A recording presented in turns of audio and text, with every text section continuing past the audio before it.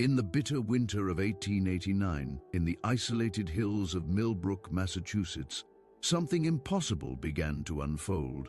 A mystery so disturbing that government officials sealed the records for over a century, hoping the truth would die with those who witnessed it.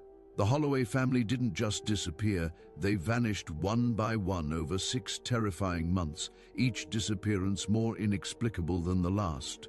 Ezra Holloway, the town's respected undertaker, vanished first on December 15th while preparing a grave. His wife Martha dissolved into a January blizzard, leaving only footprints that led to nowhere. Their 3 adult sons followed, Thomas in March, then the twins Samuel and David on the same April night, each leaving behind personal belongings arranged with deliberate precision, as if they were gifts for someone waiting in the shadows. For months, search parties scoured 3 counties, bloodhounds were brought from Boston, and rewards climbed to unprecedented amounts. Yet not a single living trace of the Holloway family emerged. The townspeople of Millbrook began to whisper about curses and supernatural forces, but nothing prepared them for the truth that Detective Captain Morrison uncovered when he made the decision to excavate the cemetery systematically. What he found in that carefully prepared grave defied every law of nature, physics, and human understanding. 5 bodies, perfectly preserved, despite having died months apart, arranged in a pattern that suggested they had somehow gathered together in death after dying separately in life. The official autopsy reports documented impossibilities that challenged everything medical science thought it knew about mortality and decay. But perhaps the most chilling discovery wasn't the bodies themselves. It was the collection of letters the family had left behind, detailed testimonials describing their systematic recruitment by the dead, their growing anticipation of joining the true community, and their absolute conviction that death wasn't an ending but a promotion to a more meaningful existence. These weren't suicide notes written by desperate people. They were resignation letters from individuals who believed they had received job offers from the other side. What happened to the Holloway family represents either the most elaborate hoax in criminal history or evidence that death itself operates by rules we're not supposed to understand. The sealed government files contain witness testimonies of family members being seen weeks after their documented deaths, physical evidence that defies scientific explanation, and warnings from federal investigators that some mysteries are too dangerous to solve. This isn't just another true crime story. This is a deep dive into one of America's most suppressed historical mysteries. A case that reveals what happens when entire families disappear not into thin air, but into something far stranger and more terrifying. If you're easily disturbed by stories that challenge your understanding of reality, if you prefer mysteries with neat, rational explanations, then this channel isn't for you.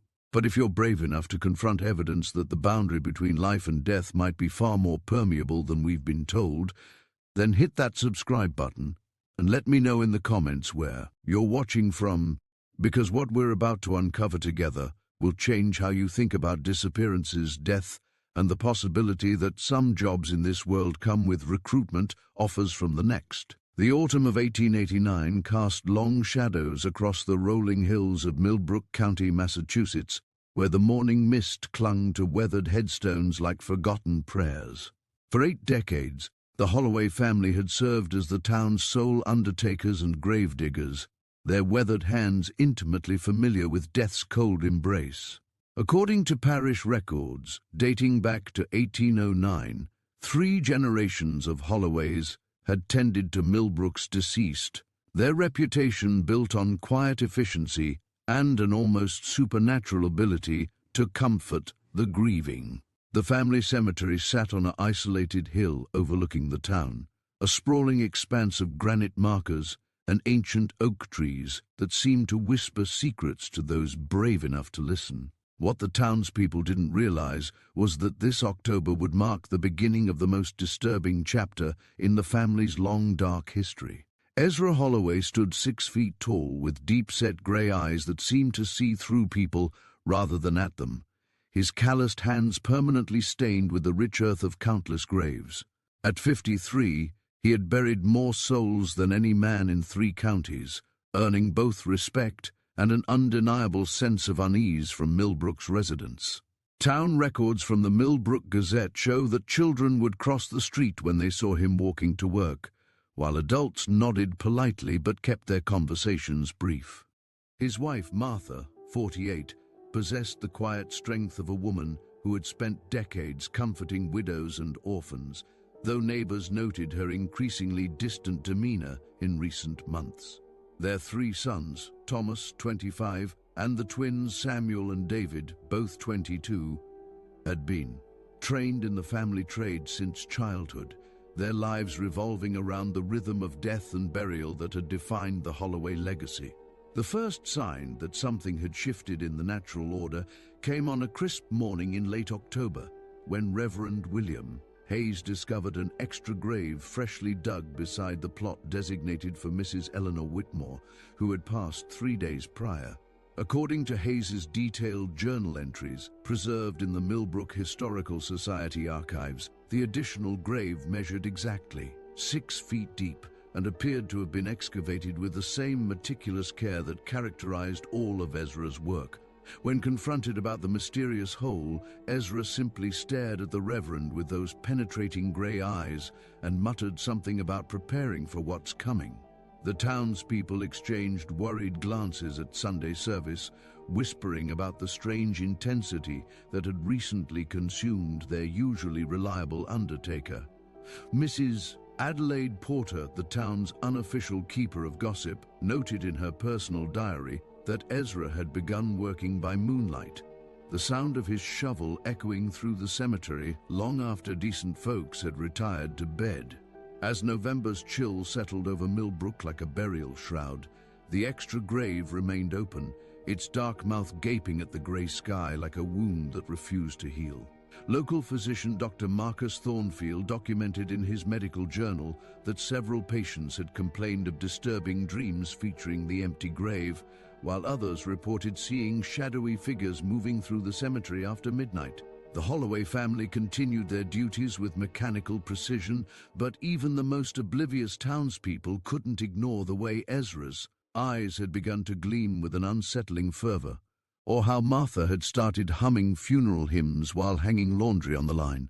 What none of them could have predicted was that within 6 weeks, that carefully prepared grave would finally serve its intended purpose, though not in any way the living could have possibly imagined. December 15, 1889 dawned with an unforgiving bite that seemed to freeze the very soul of Millbrook, the kind of bitter morning that made even the hardiest New Englanders question their resolve. By 7 o'clock, when Ezra Holloway failed to appear at the cemetery for the scheduled burial of old Henrik Larsen, Reverend Hayes knew something was terribly wrong.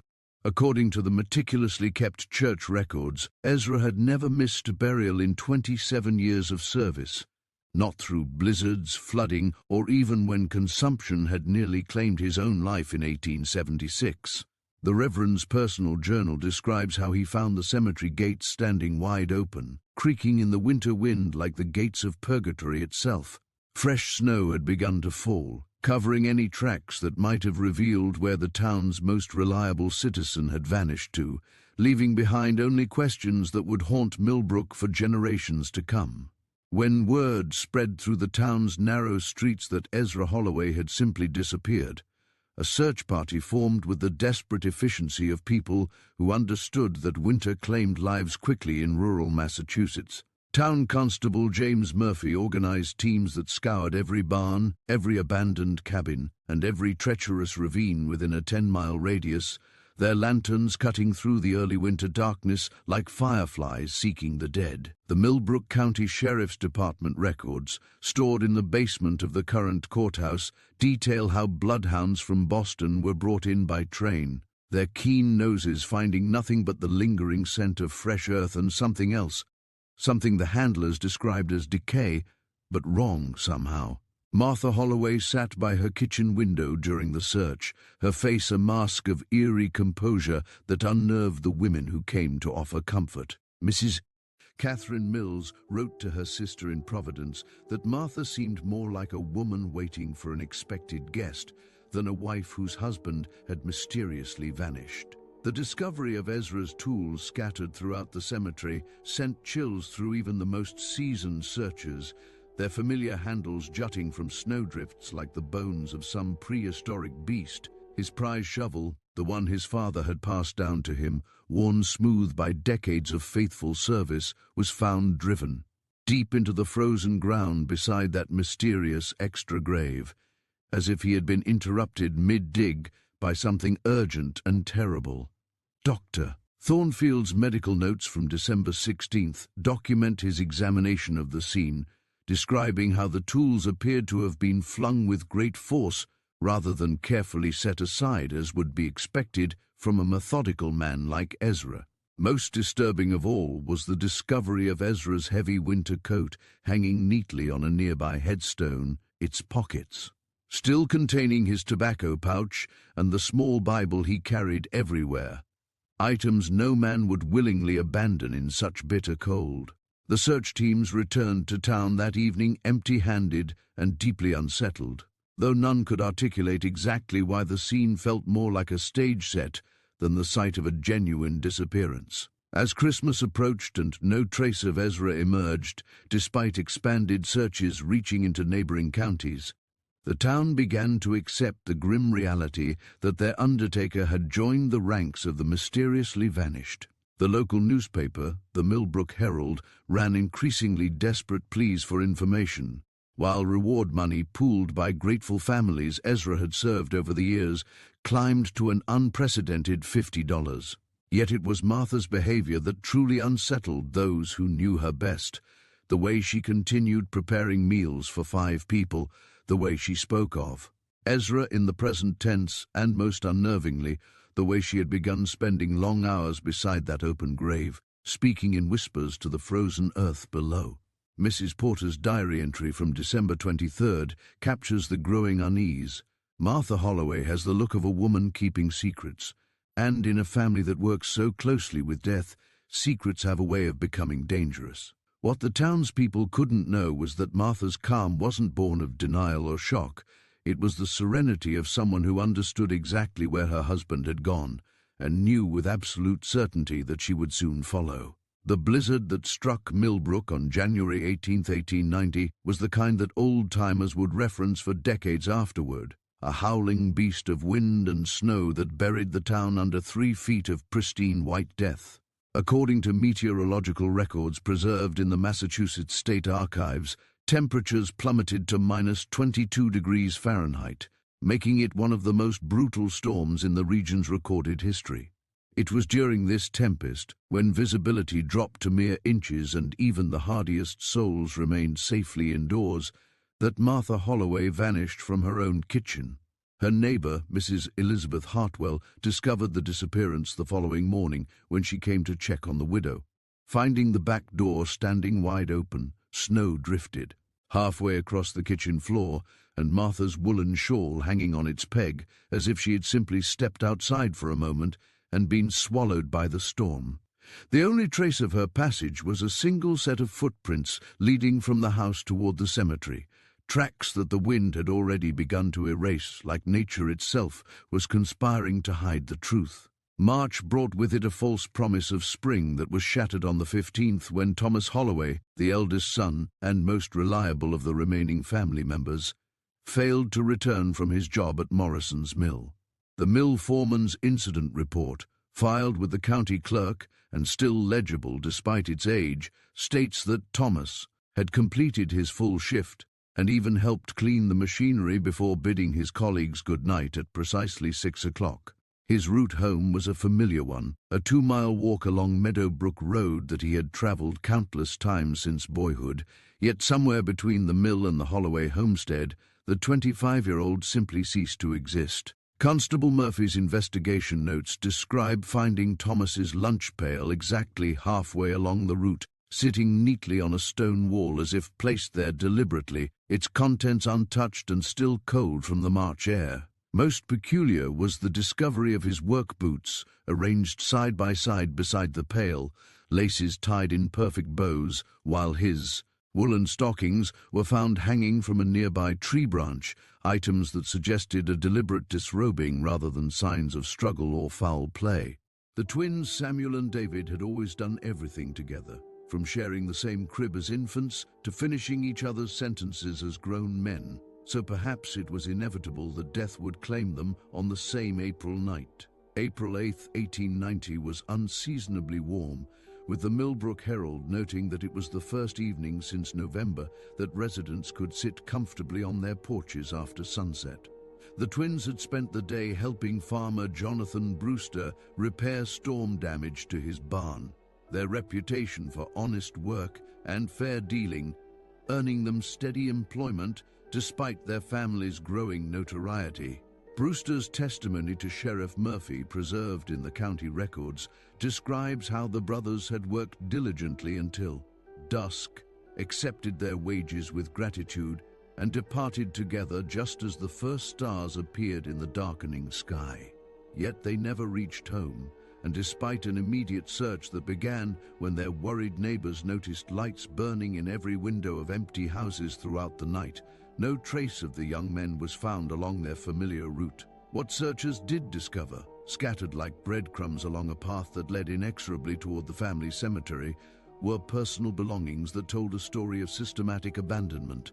Samuel's pocket watch hanging from a fence post, David's lucky copper penny placed carefully on a crossroads milestone, and most disturbingly, both men's hats balanced on the cemetery gateposts like grotesque sentinels welcoming visitors to the realm of the dead. As April's cruel irony unfolded and spring brought renewal to everything except the Holloway bloodline, the townspeople of Millbrook found themselves trapped in a nightmare that defied every rational explanation their ordered lives had previously provided.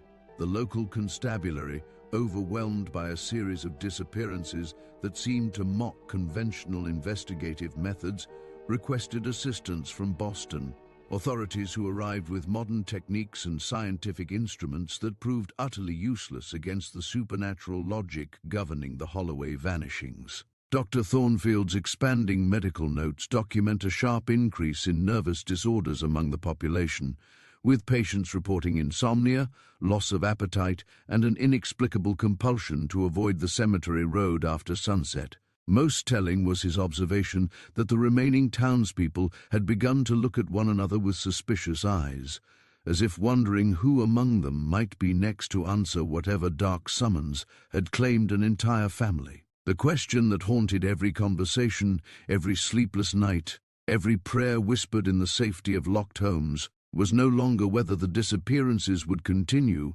but rather what force could systematically erase human beings from existence with such methodical precision, and whether the Holloway family's fate was an isolated tragedy or merely the opening act in a much larger, more terrifying performance. The decision to search the Holloway homestead came on May 2, 1890, when Sheriff William Garrett arrived from Boston with a court order and a grim determination to uncover answers that the local authorities had been unable to find.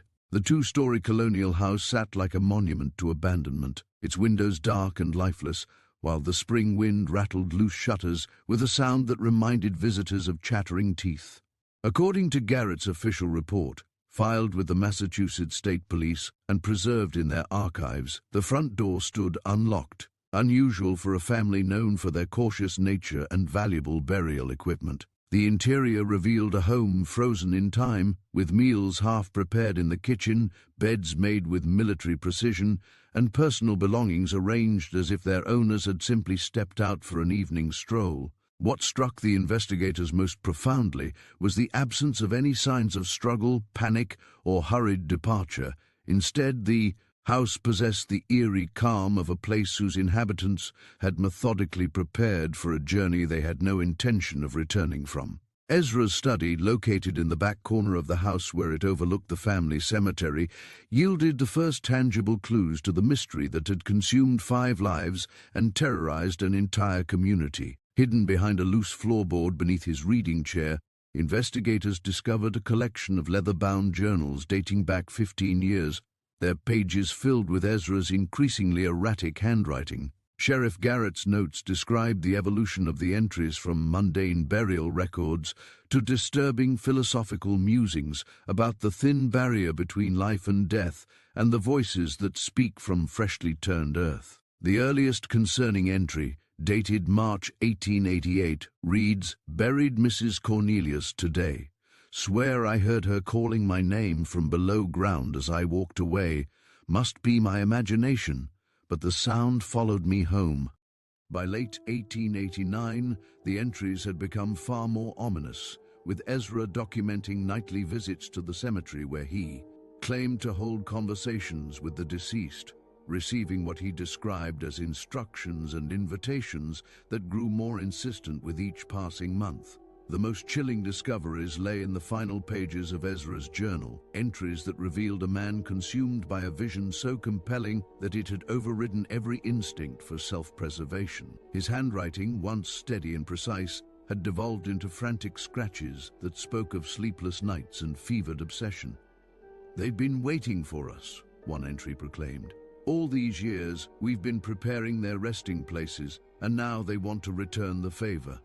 The dead are not gone, they've simply relocated, and they're calling us home." Dr. Marcus Thornfield, who assisted in examining the journals, noted in his medical report that the progression of entries suggested a man suffering from what modern physicians might recognize as acute psychological deterioration, though he admitted that the specificity of Ezra's delusions defied conventional medical understanding. Most disturbing was the final entry, dated December 14th. "One day before Ezra's disappearance, tomorrow it begins. Martha understands now. The boys will follow when they're ready. We've spent our lives serving the dead. Now it's time for the dead to serve us. The preparations are complete." Scattered throughout the house, investigators found evidence that the entire family had been complicit in their own mysterious fate. A discovery that transformed the case from a potential murder investigation into something far more psychologically complex and disturbing. Each family member had left behind personal letters addressed to the townspeople, explaining their decision in terms that were both heartbreakingly lucid and utterly mad. Martha's letter, found neatly folded on her pillow, spoke of nightly visitations from Ezra after his disappearance, describing how he appeared to her not as a ghost, but as a man who had finally found his true home and was eager to share its wonders. The twins had written a joint letter detailing their shared dreams of working alongside their father and grandfather in gardens more beautiful than any earthly cemetery, while Thomas's note contained detailed instructions for the distribution of the family's modest possessions and a request that their graves be left unmarked so that others might not be tempted to disturb our new rest. What unified all these final communications was a sense of anticipation rather than despair, as if the Holloway family had discovered a secret so profound that death itself had become merely a doorway to something infinitely more appealing than life. But it was the postscript in Martha's letter that would haunt investigators for years to come.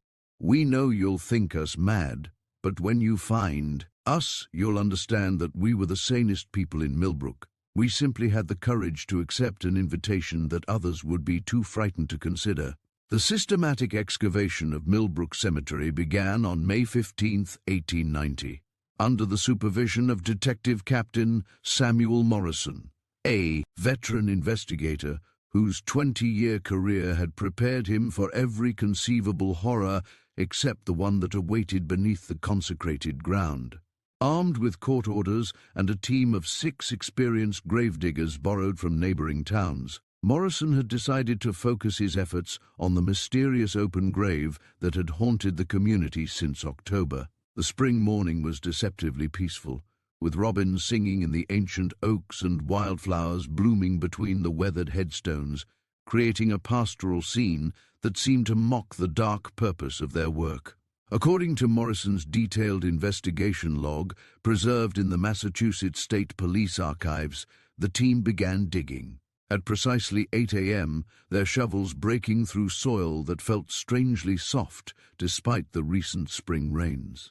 What they found 3 feet down would challenge every assumption about death, decay, and the natural order that had governed human understanding for millennia. The first body they uncovered was Ezra Holloway, lying peacefully on his back with his hands folded across his chest and his eyes closed as if in gentle sleep. A discovery that would have been remarkable enough, if not for the fact that he appeared exactly as he had on the day of his disappearance 4 months earlier. Dr. Thornfield's autopsy report, conducted immediately on site due to the unprecedented nature of the discovery, documented the complete absence of decomposition despite the body having been buried in conditions that should have resulted in significant decay. The undertaker's skin retained its natural color and elasticity, his hair remained perfectly groomed, and, most unnervingly, his body. Temperature measured several degrees above the surrounding earth, as if some internal fire continued to burn long after death had claimed him. Even more disturbing was the expression on Ezra's face, not the neutral repose typically associated with death, but what Morrison described as a smile of profound satisfaction, as if he had finally received news he had been waiting his entire life to hear. As the excavation continued deeper into the earth, the team uncovered the remaining members of the Holloway family arranged in a precise pattern that defied both logic and the laws of physics. Martha lay directly beneath her husband, her body similarly preserved and wearing the same serene expression, while the 3 sons were positioned around their parents in a configuration that resembled the points of a pentagram. Dr. Thornfield's increasingly frantic notes document his struggle to comprehend how 5 people who had disappeared on different dates in different locations and under different circumstances could have ended up buried together in a grave that had been under constant observation by the community. The impossibility became even more pronounced when his examination revealed that each family member had died at the exact time of their disappearance: Ezra on December 15th, Martha during the January blizzard, Thomas on March 15th, and the twins on April 8th, yet their bodies showed no signs of having been moved or transported after death. It was as if they had somehow appeared in the grave through means that transcended conventional understanding of space and time. The most disturbing aspect of the discovery was not the perfect preservation of the bodies or even their impossible arrangement, but the evidence that each family member had died peacefully and apparently willingly. Thornfield's autopsy findings, corroborated by Dr. James Whitmore from Harvard Medical School, who arrived 2 days later, showed no signs of violence, poisoning, or struggle. Instead, each Holloway had simply stopped living, their hearts ceasing to beat and their lungs failing to draw breath, as if they had consciously chosen to release their hold on life. The positioning of their bodies, lying with their heads toward the center of the grave and their arms stretched toward one another, suggested a deliberate arrangement that spoke of reunion rather than death. Morrison's final report to the state police concluded with an admission that would haunt his career after 30 years of investigating human nature. At its darkest, I am forced to acknowledge that the Holloway family appears to have achieved something that challenges our fundamental understanding of mortality itself. Whether through supernatural intervention, mass hallucination, or forces beyond current scientific comprehension, 5 people managed to gather together in death despite dying separately in life. But perhaps the most chilling detail of all was discovered in Ezra's coat pocket, a brass key that unlocked nothing in the Holloway house, yet somehow felt warm to the touch and seemed to hum with an energy that made even the most skeptical investigators reluctant to handle it for more than a few moments. The collection of letters discovered in the Holloway house represented more than mere suicide notes. They were detailed testimonials of a shared delusion so vivid and compelling that it had convinced an entire family to abandon the world of the living for promises that existed only in their collective imagination. Detective Captain Morrison's evidence inventory, filed with the state police on May 20, 1890, catalogued 23 separate documents ranging from brief notes to multi-page manifestos, each written in the distinctive handwriting of a different family member and dated with disturbing precision to coincide with their respective disappearances. The letters had been carefully arranged in chronological order on the kitchen table, weighted down with smooth river stones that the family had apparently collected from the cemetery grounds. Dr. Sarah Whitfield, a pioneering alienist from Boston's M.C. Lean Hospital, was summoned to analyze the psychological content of the writings. Her subsequent report describing them as the most coherent documentation of shared psychotic delusion in the medical literature, yet possessing an internal logic that challenges our understanding of madness itself. Ezra's letter, written on December 14th in his study by candlelight according to the wax stains on the paper, began with the measured tone of a businessman explaining a career change rather than a man contemplating death. "My dearest friends and neighbors," he wrote, "I know that my decision will seem the height of madness to those who have not heard the voices that have sustained me these past months. Since young Timothy Morrison was laid to rest in October, I have been blessed with communications from those we thought we had lost forever." His handwriting remained steady throughout the 4-page document, as he described nightly conversations with deceased townspeople who painted vivid pictures of their continued existence in what he termed the true Millbrook, a realm that mirrored their earthly community but was freed from the burdens of physical limitation and mortal suffering.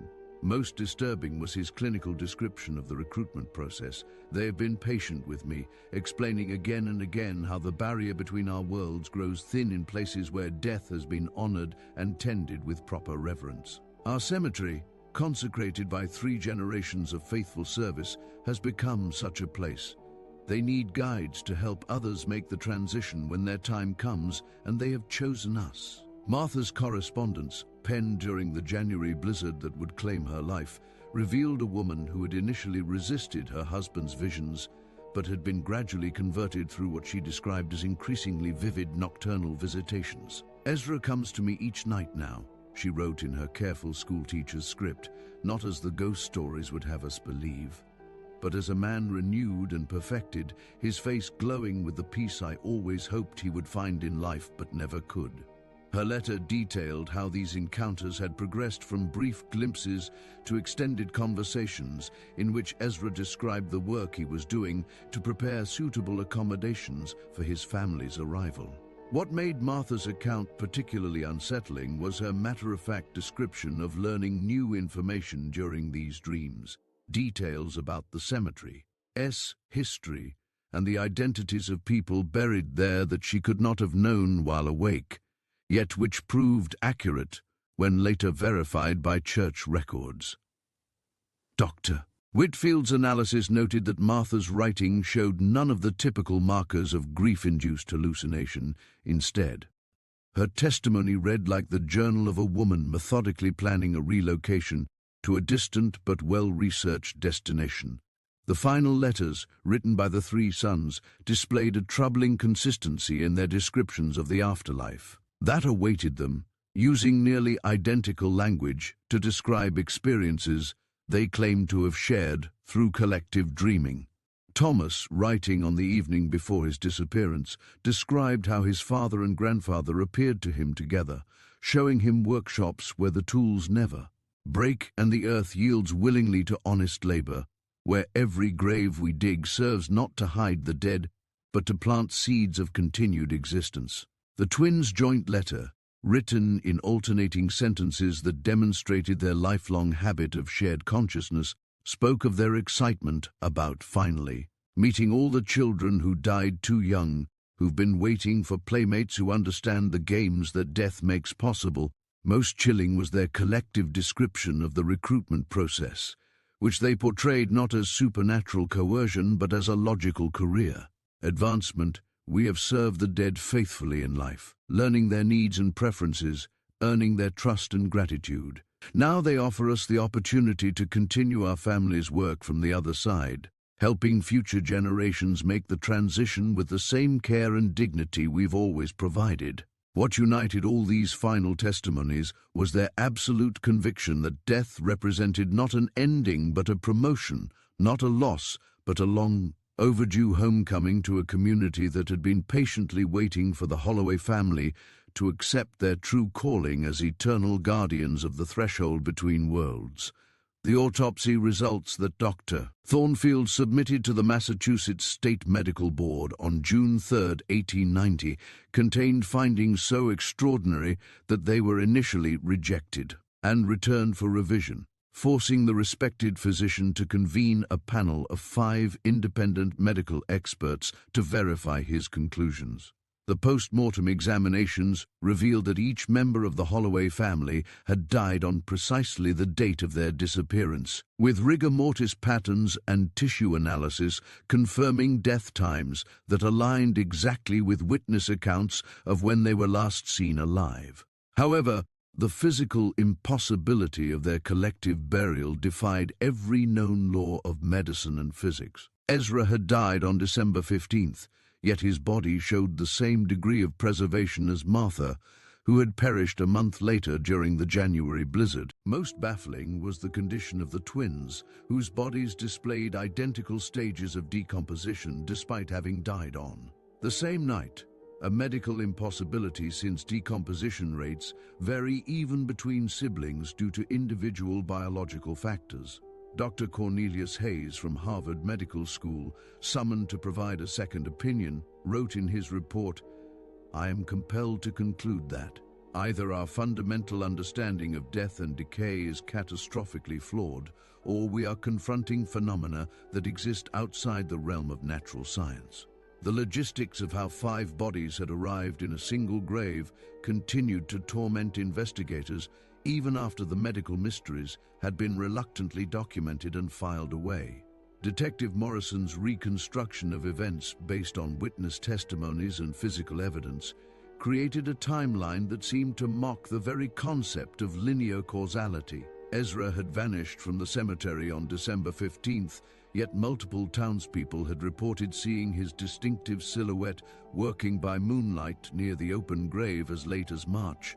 Martha had disappeared during a blizzard that made travel impossible, yet her footprints had been found leading directly to the cemetery, despite the fact that no other tracks marked the pristine snow. Most inexplicable was the fate of Thomas and the twins, who had vanished from locations miles away from the cemetery, leaving behind carefully arranged personal belongings that suggested they had undressed and walked deliberately toward their family plot. Sheriff Garrett's final report to the state police acknowledged the impossibility. "We are faced with the unprecedented situation of 5 people who appear to have transported themselves to their own burial site through means that cannot be explained by any conventional understanding of human behavior or physical limitations." The community's growing unease was amplified by disturbing reports from witnesses who claimed to have seen members of the Holloway family after their documented deaths, sightings that were initially dismissed as grief-induced hallucinations until the sheer number of independent testimonies forced authorities to take them seriously. Mrs. Adelaide Porter's diary, donated to the Millbrook Historical Society after her death in 1923, contains detailed accounts of encounters with Martha Holloway throughout February and March, describing conversations about household matters and gardening tips that seemed entirely normal, except for the fact that Martha had been dead for weeks. Farmer Jonathan Brewster swore under oath that the twins had helped him repair his barn roof on April 15th, a full week after their official disappearance, and that they had worked with their usual efficiency while speaking excitedly about new opportunities and family reunions. Most unnerving was Reverend Hayes's testimony about seeing the entire Holloway family seated together in their customary pew during Easter service on April 20th. Fifth, their faces glowing with what he described as an inner light that seemed to illuminate the entire church, yet cast no shadows. When Hayes approached them after the service, they smiled peacefully and simply faded away like morning mist touched by sunlight. By autumn of 1890, the Millbrook Cemetery had been officially closed, and consecrated ground that had served the community for over a century was abandoned to the encroaching wilderness. The final nail in the cemetery's coffin came when 3 other families with multi-generational burial traditions, the Cromwells, the Ashfords, and the Blackwoods, began exhibiting similar patterns of behavior with elderly patriarchs reporting voices from the grave and family members disappearing under circumstances that echoed the Holloway tragedy. Town records show that the last official burial in Millbrook Cemetery was that of infant Sarah M.C. Kenzie on September 3, 1890, after which the community collectively decided that some places become too saturated with mystery to remain safe for the living. Detective Morrison's final case summary, sealed for 50 years at the request of the State Attorney General, concluded with a warning that would prove prophetic. The Holloway case represents either the most elaborate fraud in criminal history or evidence of forces that operate beyond our current scientific understanding.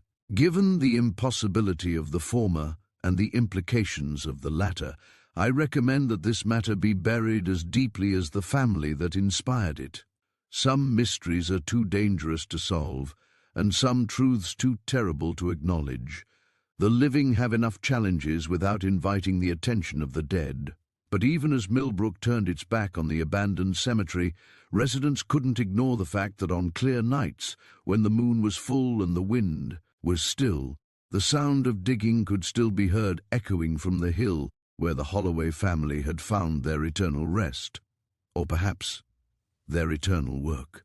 The Holloway case file, sealed in the basement archives of the Massachusetts State Police Headquarters, began attracting attention from federal investigators in the 1920s when a pattern of similar disappearances emerged among families involved in the funeral industry across New England. FBI Special Agent Robert Crane's classified report from 1927, declassified only in 1995 under the Freedom of Information Act, documented 12 separate incidents involving undertakers, embalmers, and cemetery caretakers who had vanished under circumstances that mirrored the Millbrook tragedy with disturbing precision. The Pemberton family of Salem disappeared in 1903 after 4 generations of managing Chestnut Grove Cemetery, leaving behind letters describing calls from the other side and an empty grave that had been prepared months in advance. In 1915, the entire Wainwright clan vanished from their funeral home in Concord, Massachusetts, their bodies later discovered in a mass grave on their property, perfectly preserved despite having been buried for varying lengths of time. Most chilling was Agent Crane's discovery that each of these families had served their communities for multiple generations, suggesting that prolonged exposure to death and burial practices might trigger what he termed occupational psychosis with supernatural manifestations. Modern forensic science has attempted to provide rational explanations for the phenomena that claimed the Holloway family, with researchers from Harvard Medical School's Department of Pathology conducting extensive analysis of soil samples, atmospheric readings, and chemical compositions from abandoned cemetery sites. Dr. Margaret Chen's groundbreaking 1998 study, published in the Journal of Forensic Sciences, proposed that prolonged exposure to decomposition byproducts, particularly hydrogen sulfide and methane gases, could produce neurological symptoms that manifest as hallucinations, shared delusions, and eventually, coordinated suicidal behavior. Her research team discovered elevated levels of naturally occurring psychoactive compounds in soil samples from cemetery sites where similar disappearances had occurred, suggesting that families who lived and worked in close proximity to burial grounds might have experienced chronic poisoning that altered their brain chemistry over time. However, Dr. Chen's chemical analysis couldn't explain the physical impossibilities documented in the original cases: the perfect preservation of bodies buried at different times, the transportation of remains across impossible distances, or the numerous sightings of deceased family members weeks after their documented deaths. The most recent investigation into the Holloway phenomenon was conducted in 2019 by the Paranormal Research Institute of New England, whose team used ground-penetrating radar, electromagnetic field detectors, and thermal imaging equipment to survey the abandoned Millbrook Cemetery site. Lead researcher Dr. Elizabeth Murphy, no relation to the original investigating constable, documented temperature anomalies that formed distinct patterns throughout the cemetery, with the former Holloway family plot registering readings that fluctuated between 20 and 30 degrees above ambient temperature, despite being unoccupied for over a century. Her team's most startling discovery came through audio recording equipment that captured what she described as rhythmic sounds consistent with digging activities occurring between midnight and 3 a.m. on nights when the electromagnetic readings peaked.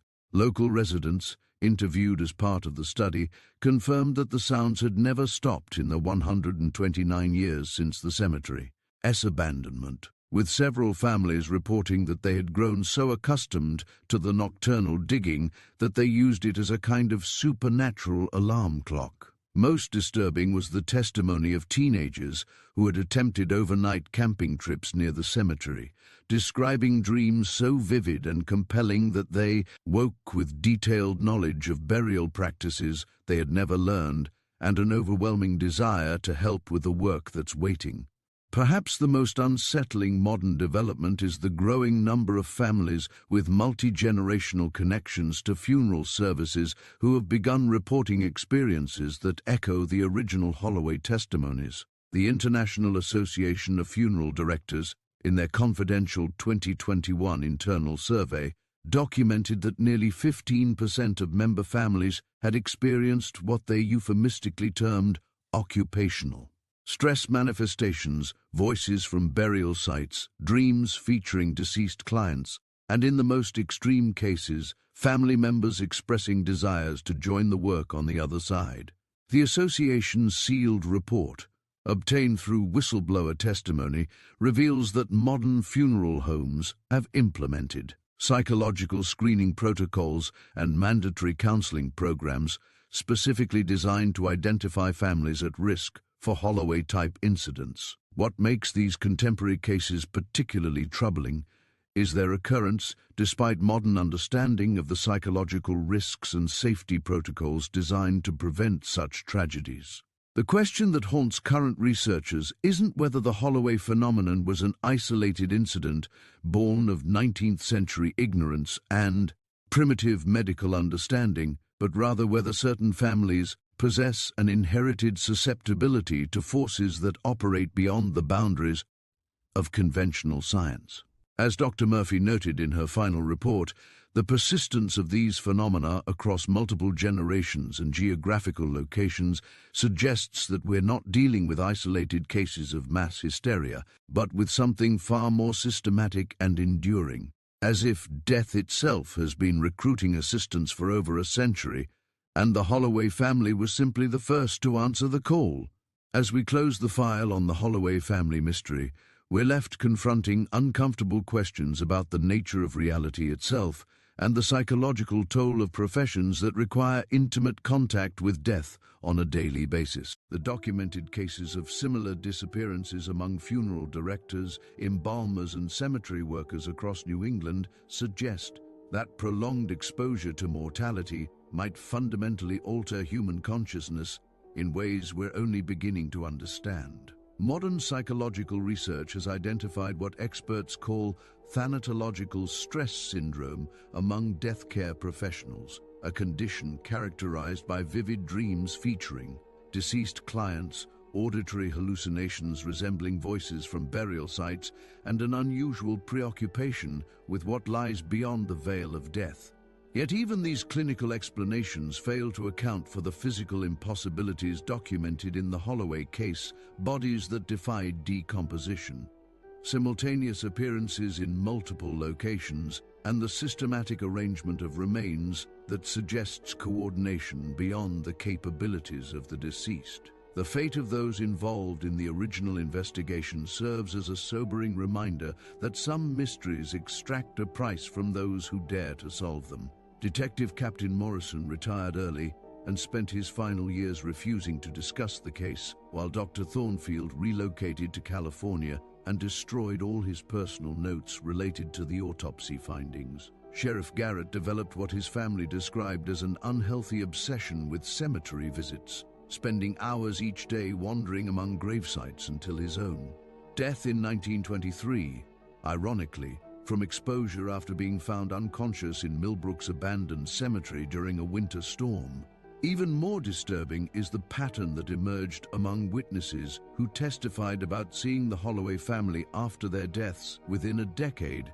Over half of these individuals had either died under mysterious circumstances or simply vanished without a trace, as if their testimonies had somehow marked them for recruitment by the same forces that had claimed the original family.